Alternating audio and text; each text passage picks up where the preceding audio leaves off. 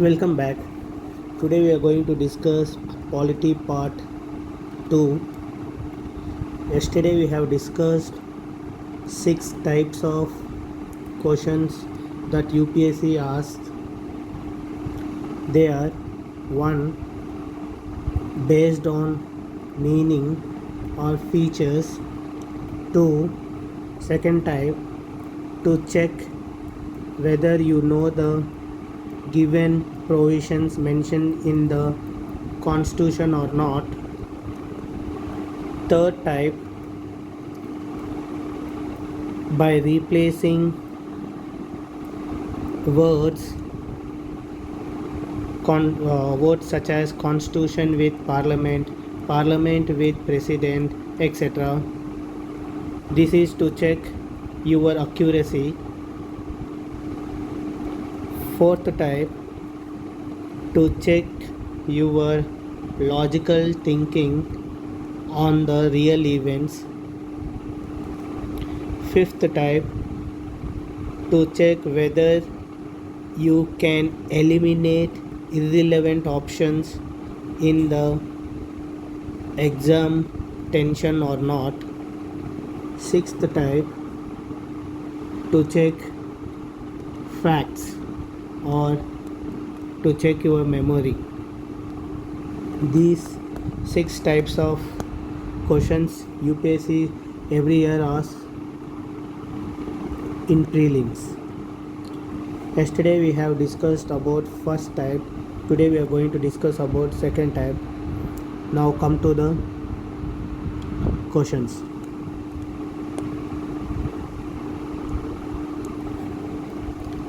Question number 1. Which of the following bodies does not find mention in the constitution? Means they are asking about constitutional bodies. If you don't find in the constitution, means they must be either statutory bodies or extra constitutional bodies or non-statutory bodies. You should not confuse that because some bodies are mentioned in the polity book that you are reading. You should not think all bodies which are mentioned in the polity book are constitutional bodies. You should read the index better. In index they are segregation, that constitutional bodies, non-constitutional bodies. So now the question is, which of the following bodies do not mention in the constitution?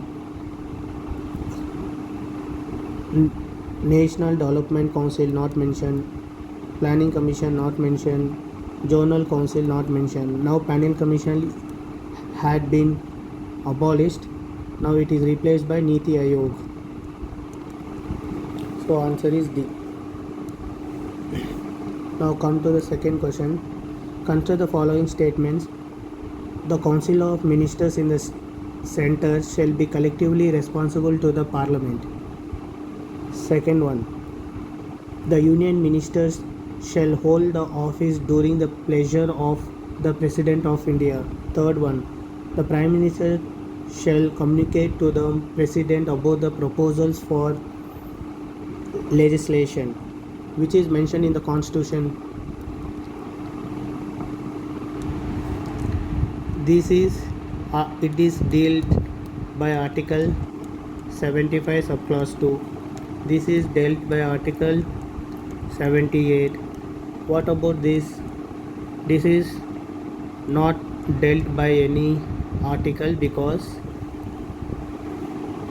the Council of Ministers in Centre shall be collectively responsible to the Lok Sabha, not to the Parliament. So according to the Article 75. So you have to eliminate one. If you eliminate one, cancel. So answer is B. So you should know very clearly what is mentioned in the Constitution. That means in the articles exactly. You cannot interpret Lok Sabha as parliament, because parliament consists of Lok Sabha, Rajya Sabha, president. Now, third question. Consider the following states regarding no confidence motion in India. There is mention of no confidence motion in the Constitution of India. No mention. They are asking about there is no mention of no confidence motion in the Constitution of India. A motion of no confidence can be introduced in the Lok Sabha only. So, which of the above statements are correct? Both are correct. Why the both are correct? Here again I have said there is no mention of no confidence motion. You should clearly know what is mentioned in the Constitution, what is not. Okay, because we are leading polity in parliamentary chapter, you will read about no confidence motion. So you should not think because it is there in Lakshmikant, you should not think that it is there in Constitution. Constitution doesn't mention about no confidence motion. It is mentioned in Rule 198 of Lok Sabha. Though Constitution mentions that in the through Article 75, it says that Council of Ministers should be responsible to the Lok Sabha. What does it mean? The Council of Ministers who are executives are responsible to the legislature body, elected legislature body of Lok Sabha. So here their confidence will be tested. So this is not implied directly in the Constitution. It is implied in the Rule 198 of the Lok Sabha. That's why you should be very careful when you are solving this type of questions. There is no mention.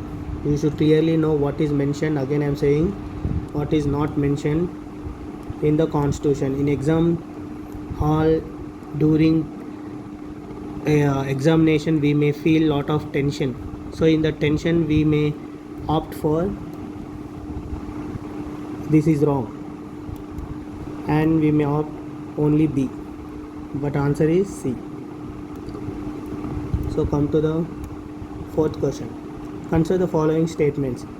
In the election of Lok Sabha or State Assembly, the winning candidate must get at least 50% of votes polled to be declared elected, according to the provisions laid in the Constitution of India.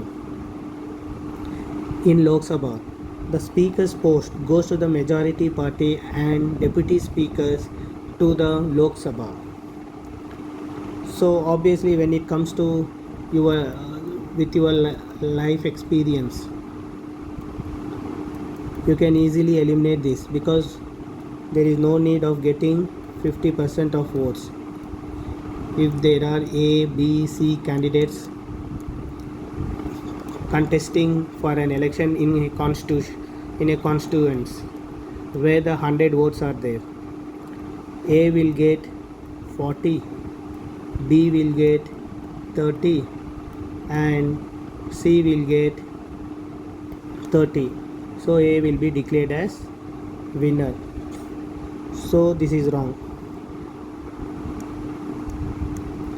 Come to the second option. According to the provisions laid down in the Constitution of India. See, again you should clearly know what is mentioned in the Constitution, what is not mentioned in the Constitution.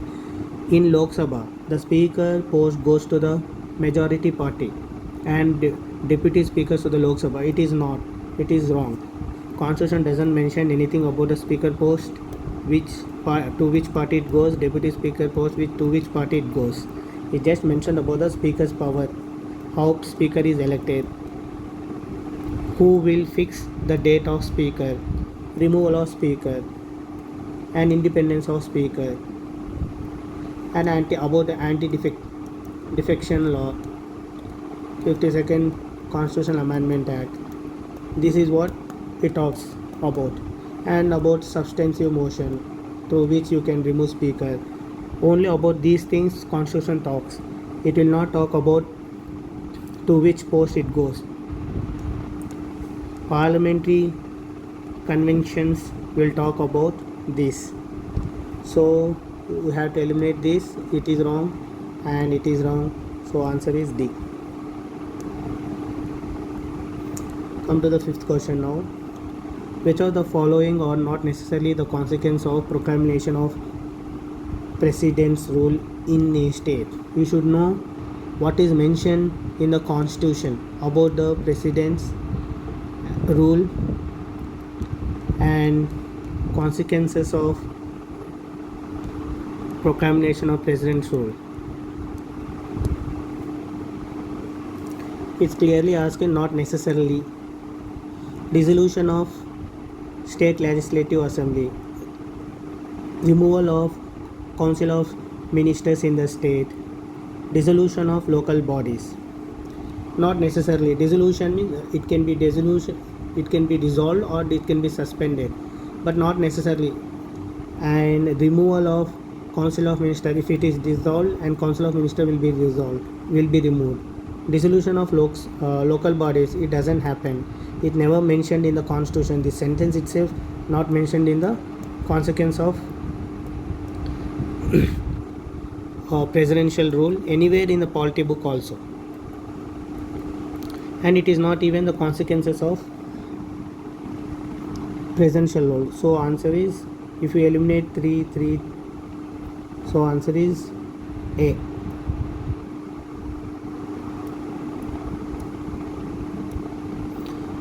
Sixth question. With reference to the Constitution of India, consider the following statements.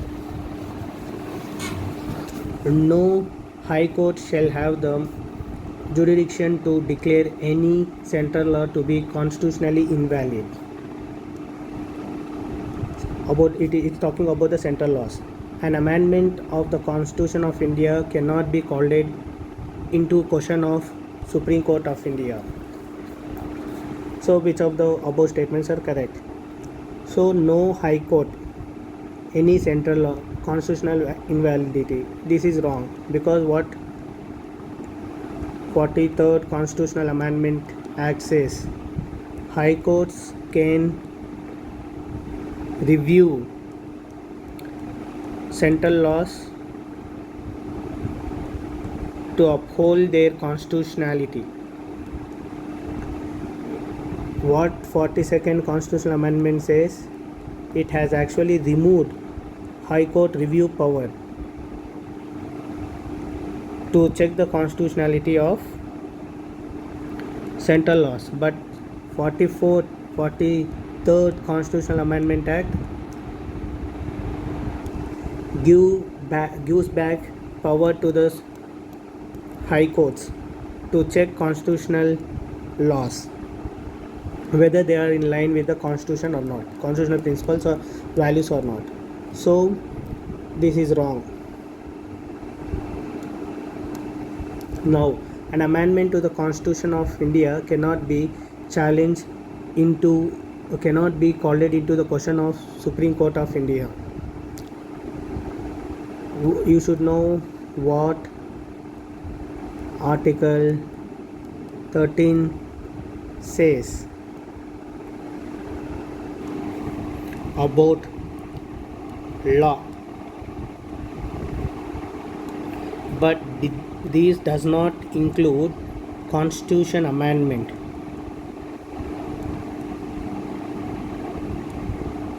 But in violation of basic structure of the Constitution, means if constitutional amendment violates basic structure of the Constitution or fundamental rights, these constitutional amendment will be considered as law and declared unconstitutional by the Supreme Court. You should not confuse that constitutional amendment will not come under Article 13 as law. But if this violates basic structure of the Constitution, then Supreme Court will consider the constitutional amendment as law and declares it as unconstitutional. So answer is D. This is also wrong.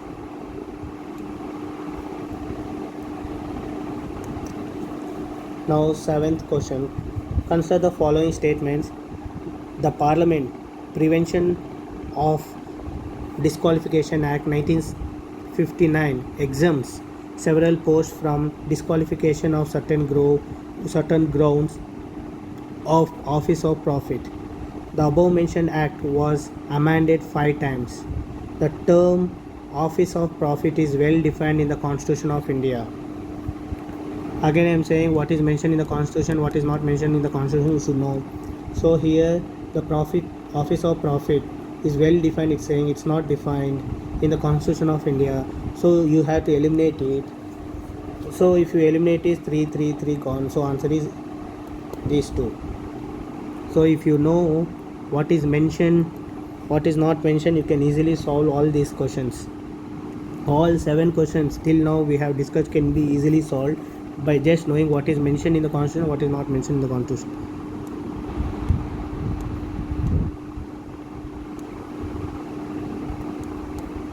I mean, what mentioned in the Constitution means not in the polity book of Lakshmikant. In Lakshmikant there are constitutional bodies and non-constitutional bodies also. There are some provisions like no confidence motion is not mentioned in the Constitution. You should know what is actually mentioned in the Constitution. So question number 8. Consider the following statements. According to the Constitution of India, a person who is eligible to vote can be made a minister in a state for 6 months even if she is not a member of legislature of that state. Actually this part, okay, we'll come to the second point. According to the Representation of People's Act 1951, a person convicted of a criminal offence and sentenced to imprisonment of 5 years is permanently disqualified from contesting an election even after his release from prison. Can be made a person, if it is like this,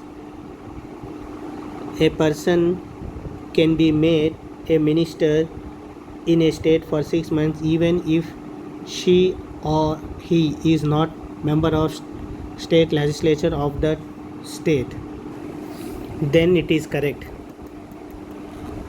because it is mentioned in the Constitution under Article 164 subclause 4. Live example, Maharashtra CM, now West Bengal CM because she lost in Nandigram her own seat, but still she became CM. Article 164 subclause 4 says that even a person who is not elected to either houses of the house, legislature, assembly or council, she or he can be minister. But what is the question is asking? Question is asking a person who is eligible to vote. Means if someone is getting 18 years, is having 18 years, do you think he is eligible for minister? No. What is the qualification to become MLA? He must have at least 25 years. So this is wrong. According to the Representation of People's Act 1951, a person convicted of a criminal offence and sentenced to imprisonment for 5 years is permanently disqualified even after his release. This is wrong because after 2 years, if the sentence is more than 2 years, then he will be disqualified for 6 years after he released from prison. For 6 years he cannot contest in the elections.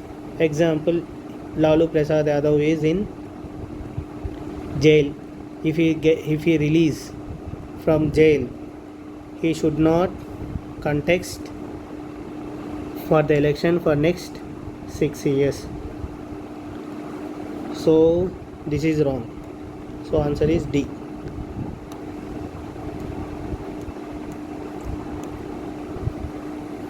Consider the following statements. The Constitution of India defines the basic structure in terms of federalism, secularism, fundamental rights and democracy. The Constitution of India provides for judicial review to safeguard the citizen liberty and to preserve the ideals on which the Constitution is based. Which of the above is right or wrong? Okay, here you should know again whether it is mentioned in the Constitution or not. Defines means what? It is mentioned in the Constitution or not? No, it is not mentioned, because basic structure is what? It is a doctrine which is brought by the Supreme Court. It is innovation done by the Supreme Court, not by the Constitution. It is not mentioned in the Constitution. It is innovated by the Supreme Court. So it is wrong. That's why I am saying what is there, everything in the polity is not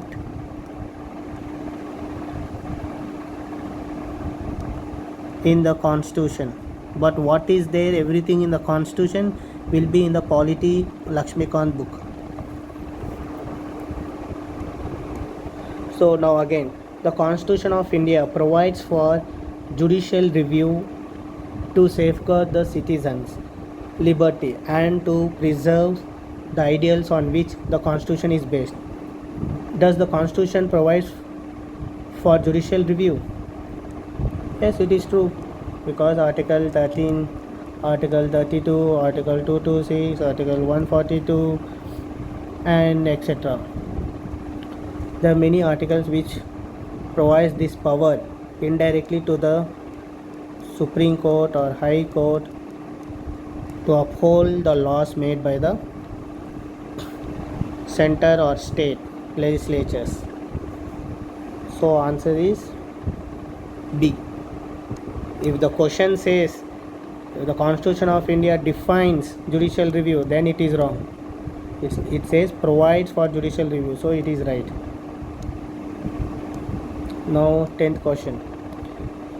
With reference to the provisions contained in Part 4 of the Constitution of India, which of the following statement is or correct? They shall be enforceable by courts. They shall not be enforceable by any court. The principle laid down in this part are to influence the making of laws by the state. This is mentioned in Article 37. This is mentioned in Article 37. It is not, if it is mentioned, it is not mentioned. So answer is D. Very easy question. So again I repeat, what is there in polity Lakshmikant book doesn't mean everything is all about Constitution. In Lakshmikant book, if it is Lakshmikant book, it is Constitution. So Constitution is subset of Lakshmikant. It contains more than Constitution provisions. So when you are reading, you should clearly know whether it falls in the Constitution or not. Why I have taken these questions? Because there is a difference between reading Lakshmikant and remembering all provisions. If you do this, this is good. But if you don't know which falls under the constitution provisions, then you will opt all the above or C as answer. Example, see this question number 3. There is no mention of a no confidence motion in the Constitution of India, but in Lakshmikant you will study in a flow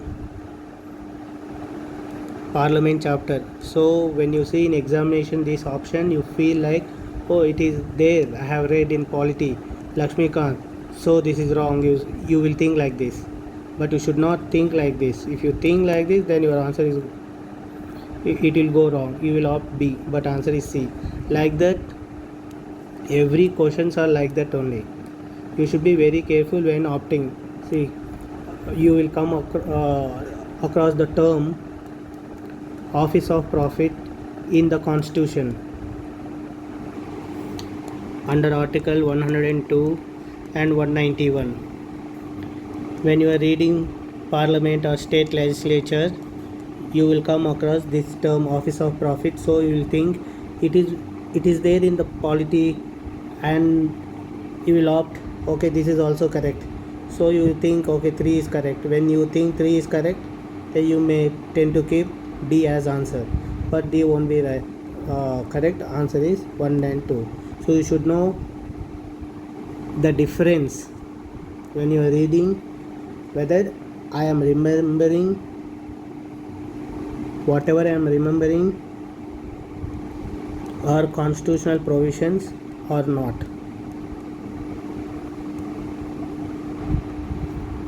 You are doing hard work, right, to remember all the provisions in the polity. That is good, but you should also do hard work to know whether it falls under the Constitution or not. Take this as an example. This is also same. Constitution doesn't define, Constitution provides. You should know, like this, every year UPSC asks at least 3 to 5 questions, that is 6 to 10 marks.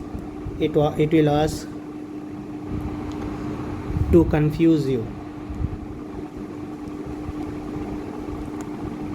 We all know that polity is a static subject, and UPSC also knows it. So UPSC tries to confuse you